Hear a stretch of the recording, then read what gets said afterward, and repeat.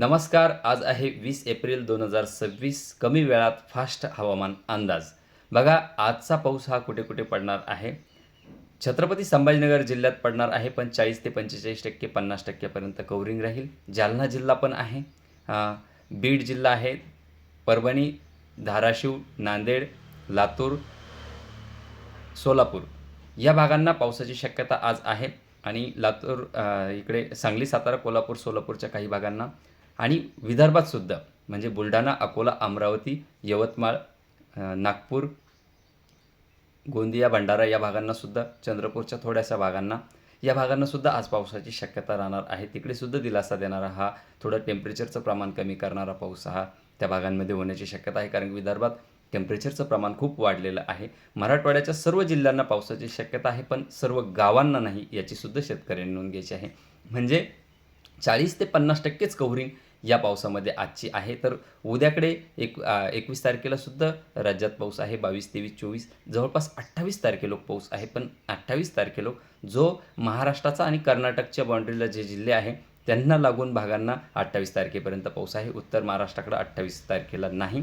छत्रपती संभाजीनगरला सुद्धा 28 लोक नाही. मध्यंतरी थोडा पाऊस कमी होऊन पुन्हा 25ला पावसाची शक्यता ही छत्रपती संभाजीनगरला सुद्धा आहे.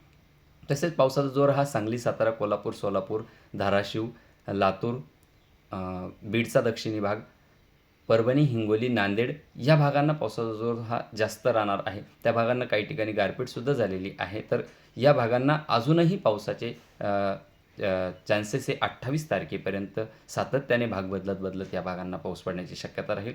छत्रपती संभाजीनगरला सुद्धा काही भागांना पाऊस पडेल, काही भाग सुटण्याची सुद्धा शक्यता आहे. त्यामुळे काही शेतकऱ्यांचे प्रश्न असतात की आमच्या गावाला पाऊस झाला नाही. बघा, माझ्या धोंदलगावला काल सकाळच्या सत्रात 11 वाजतासुद्धा पाऊस झाला आणि पहाटेसुद्धा 2 ते 3च्या दरम्यानसुद्धा धोंदलगाव नगरीमध्ये पाऊस झालेला आहे आजसुद्धा. त्यामुळे कधी-कधी काय होतं, काही गावांना पाऊस पडतो, काही गावांना पाऊस पडत नाही. कारण की ही सिच्युएशन अवकाळीची असते. हा काही पावसाळा नाही प्रत्येक गावाला पाऊस होणारा. पण आपलं नुकसान होऊ नये म्हणून हा अंदाज असतो आणि आपलं पिकाचं नुकसान झालं नाही पाहिजे. कारण की सध्याच्या कंडिशनला कांदा काढणी चालू आहे. जसा कांदा उपटला तसा लगेच कापायचा, पोळ घालायची आणि झाकून ठेवायचा. कारण काय होतं, आपण काय करतो, कांदा उपटून टाकतो, उपटल्याच्या नंतर दिवसभर पडतो आणि दुसऱ्या दिवशी कापून मग पोळ घालतो. त्यामुळे काय होणार आहे, आपण उपटून टाकल्याच्या नंतर रात्रीच पाऊस येईल, संध्याकाळीच पाऊस येईल, मग तो कांदा ओला होईल. आज सकाळी एका शेतकऱ्याचा फोन होता की माझे काल उपटून टाकलेले कांदे ओले झाले. आता कालही मी अंदाज दिला होता का पावसाची शक्यता दाट आहे.